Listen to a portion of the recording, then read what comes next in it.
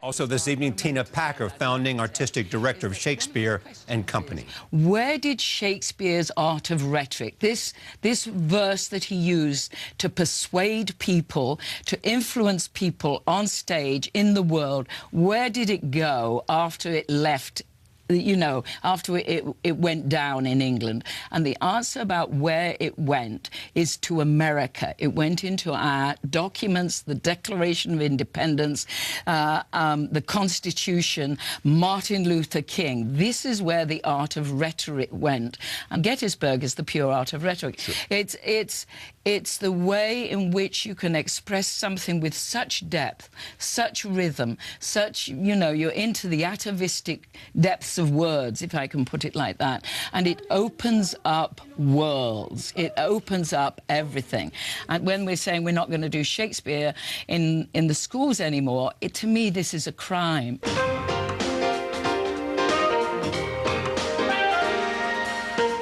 From our studios in New York City, this is Charlie Rose. Tina Packer is here. She is the founding artistic director of Shakespeare and Company. It is a renowned theater and education center in Lenox, Massachusetts. She has lived and breathed Shakespeare for over 5 decades. Her insight into his work runs the full gamut. She has directed over 50 plays, acted in countless roles, and taught the canon at colleges across the country. Women of Will is her touring production, and she has been refining that for the last 15 years. She uses brief lectures and performance of key scenes to explore Shakespeare through the evolution of his female characters. Here she is with her co-star Nigel Gore delivering Kate's final speech of submission from Taming of the Shrew. Thy husband is thy lord, thy life, thy keeper, thy head, thy sovereign, one that cares for thee, and for thy maintenance commits his body to painful labour both by sea and land, to watch the night in storm, the day in cold, whilst thou liest warm at home, secure and safe, and craves no other tribute at thy hand, but love, fair looks, and true obedience. Too little paper. I can't say this. I can't say this. Can I have some lights, please, Katie? I can't say this because from where I stand as a 21st century woman, what I see is that Kate has had her food taken away from her, her clothes taken away from her. She has not been allowed to go where she wants to go. And the worst thing of all, she has had her language taken away from her. She has to say, as Petruchio says, or they will never go. So I think by the end of Taming of the Shrew, Kate would either be manic, or she would have gone to baby doll cuteness, you know, just like Marilyn Monroe, in order to avoid the whole issue, or she would be clinically depressed. I am pleased to have Tina Packer at this table for the first time. Welcome.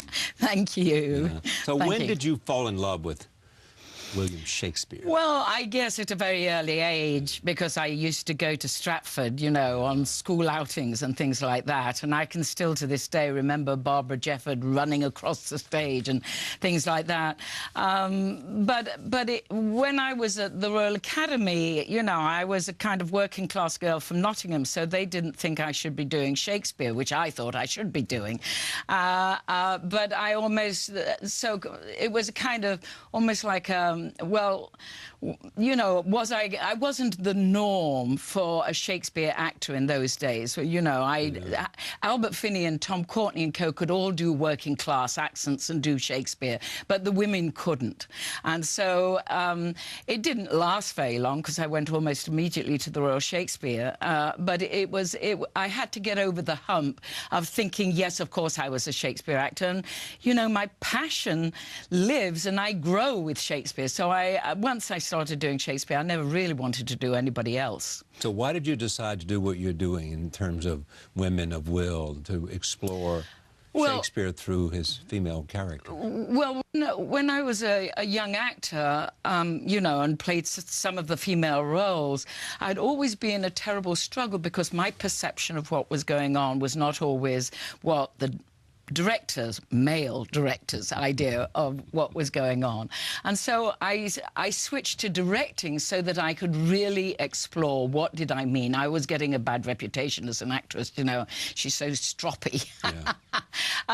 and so I started directing the plays, and it was through directing the plays that I started realizing, when I was about 2/3 of the way through the canon, I started realizing that, in fact, Shakespeare's changed deeply in his attitude towards women over his writing lifetime.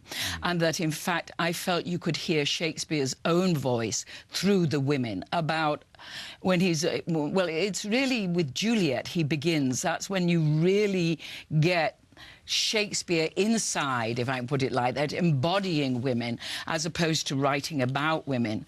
And so once I started seeing that there was a progression, and by the time he gets to the end of the plays, you know, the late plays, he actually says, look, the only way out of the violence cycle is to follow what the women are doing and the creative spirit. But there's an alignment between women and the creative spirit, and that's how we get out of the cycle of violence. You also argue that Shakespeare went through 5 phases. I mean, this is the core of what you do. Yes, that's the core of what I'm doing, yes. 5 phases in his portrayal of women. Yes. I want to talk about each phase. Yes. The first phase is the warrior women from violence to negotiation. Yes. So very young Mr. Shakespeare writes 2 kinds of women. He writes shrews that have to be tamed, viragos. You know, you've got to shut them up and keep them quiet. And he writes about innocence, the virgins on the pedestal. So you see, he's very young, you know, he's doing the usual kind of projection onto women. But what happens, and I think it's because he writes the Henry VI's and Richard III, there's such a long cycle of violence, and he's following Margaret through all 4 plays. What happens is he starts seeing that he himself looks at women from the outside. And suddenly, I don't know why it is, it might be because he fell in love or something like that. Suddenly, when you get to Romeo and Juliet, he writes from the inside of women. He embodies women. And suddenly, the whole of his soul, if you will, is inside the women. At that point, the whole world shifts because the women have parity with the men. And when women and men have parity and are in love, the whole world turns. It creates such power that it can stop all kinds of violence. The third cycle is when he starts using women to tell the truth. So we're talking about As You Like It and Desdemona and Ophelia. And if the women stay in their frocks, Charlie, they're killed for telling the truth. So, or they run mad, or they commit suicide, or all 3. But if they disguise themselves as men, if they live underground, they organize everybody, they tell the truth, and the whole thing starts coming out right. Then the 4th cycle is when he goes into this deep despair about women as well as men, I feel, you know, which is when the women want exactly what the men want, you know, so they're grabbing onto power.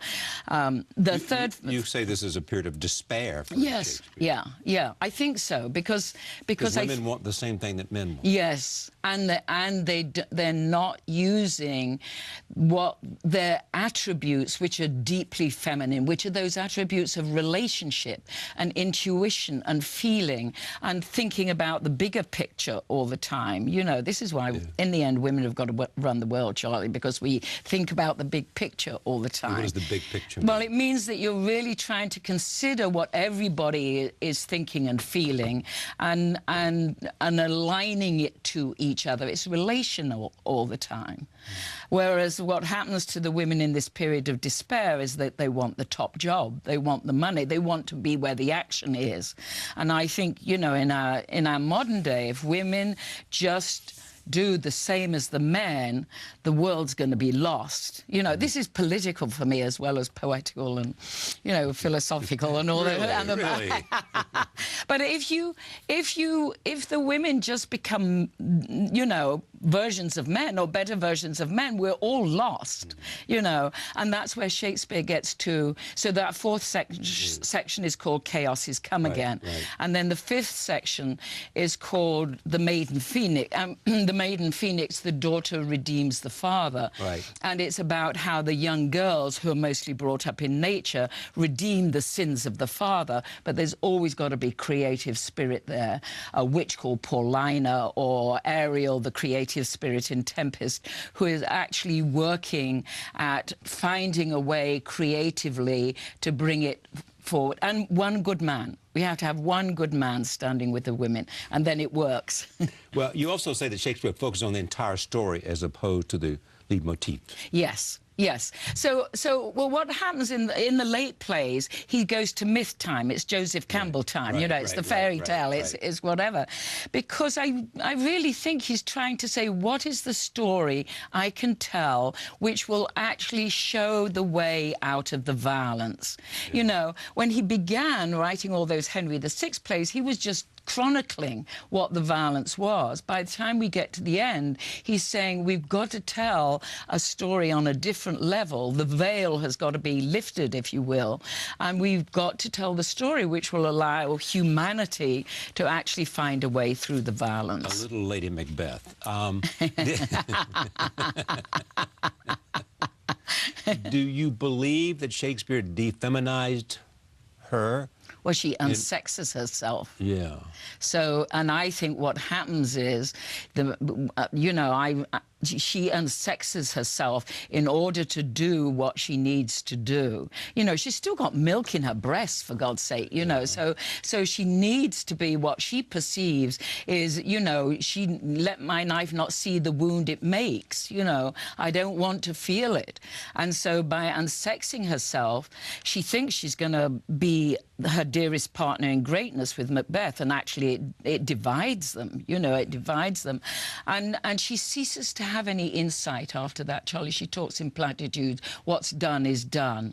You know, she keeps on talking in you know, don't think about it. Right. She doesn't have any insight after she started doing these terrible things. And so the only way she can express what she's doing is by running mad. And then she does tell the truth about what they've been up to, you know, in her mad scene. Here is Harold Bloom, you know Harold Bloom from Yale, do. Yeah. On Shakespeare's treatment of men and women, this way back in 1998. He was not terribly interested in action. He was no Aristotelian. He was immensely fascinated by men and by women. And I think he taught us more. I mean, that truly is the invention of the human. I mean, where else do you learn that the ultimate difference between men and women is that on the whole, women are compelled to marry down, not because of social convention, not because of social constriction, but simply because, for the most part, the best among them are better than the best among us.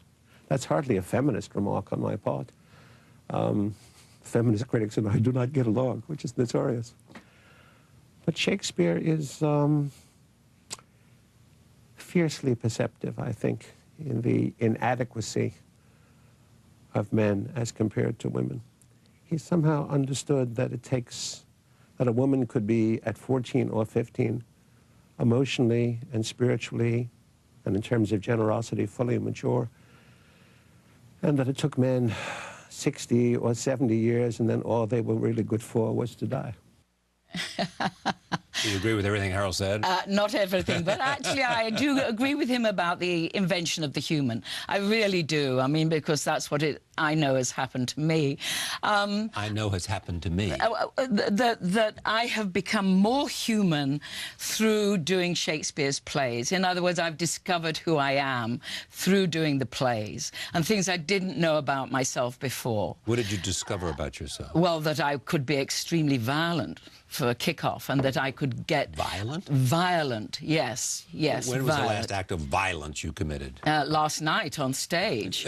I did, but I mean, I really can... I know that I like it, Charlie. Oh, you do? Oh, yes. Yeah, I wouldn't do it in life, or I would try never to do it in life. But you know the feeling of it, and I it do know satisfies and it is deeply satisfying.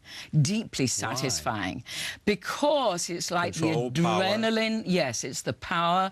It's the adrenaline. whirling going. You're at one with your rage and anger, and it feels right somehow. Is it also sexual? Yes, it's very sexual. Which of Shakespeare's characters, female Yes. characters, Yes. best represents his idealization of women?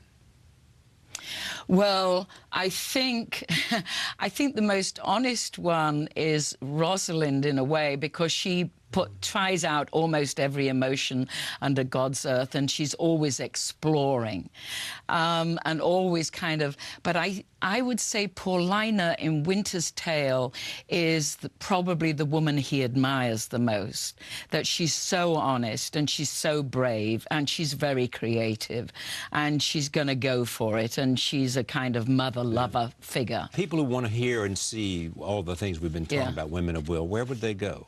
Well, right now it's at the gym at Judson. You know Judson Church, Yes, which has that really right on Washington and you'll Square. be there until June 2nd? Yeah. And we're going to do all 5 parts starting the beginning of April, you know, so people can come and see all 5 of them. Before then, we're doing the overview, which is an introduction. Women of Will. Thank you. June 2nd at the Judson, Jim and Judson, co-starring Nigel Gore and directed by Eric Tucker.